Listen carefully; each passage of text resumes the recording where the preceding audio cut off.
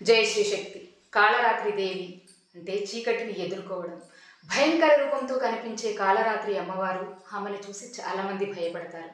కానీ నిజానికి భయంకరమైంది అమ్మవారు కాదు, మనలో దాగి ఉన్న చీకటి.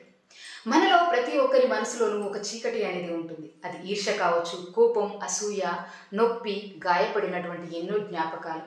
ఇవన్నీ మనలోని చీకటిగా ఉండేటువంటి దయ్యాలాంటివి. చాలామంది ఈ భావాలన్నింటినీ దాచిపెడతారు. నేను కోప్పడకూడదు, నేను అసూయ చూపించకూడదు, నేను అందరి ముందు బలహీనంగా కనిపించకూడదు అని. కానీ అవి మనం దాచిపెడితే మరింతగా పెరిగి మనల్ని లోపల నుంచే దహించుకుపోతూ ఉంటాయి, కుదిపేస్తూ ఉంటాయి.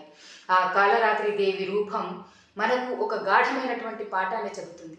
భయాన్ని ఎదుర్కు, లోపల ఉన్నటువంటి చీకటిని అంగీకరించు, దానిని ఎప్పుడైతే వెలుగులోకి తీసుకొస్తావో అది శక్తిగా మారుతుంది అని. మనసులోని చీకటిని అంగీకరించడం అంటే అదే స్వీయ విముక్తి. మన షాడో సెల్ఫ్ని స్వీకరించినప్పుడు మనం సంపూర్ణంగా మారుతూ ఉంటాం. ఈ నవరాత్రులలో ఆ కాళరాత్రి దేవి అమ్మవారిని పూజించడం అంటే మనలోని చీకటిని తలదన్నేటువంటి ధైర్యాన్ని పెంచుకోవడం. ఆ అమ్మవారి పాఠం మనకేం చెబుతుందంటే, చీకటి నుంచి పారిపోతే అది మరింతగా వెంటాడుతుంది. చీకటిని ఎదుర్కొంటే దాని వెనుకే నీ వెలుగు అనేది దాగి ఉంటుంది. మరి ఈరోజు మీరు మీలోని ఏ చీకటిని అంగీకరించి ఎదుర్కొంటారు? ఆ కాళరాత్రి దేవి చీకటిని ఎదుర్కొనేటువంటి శక్తి.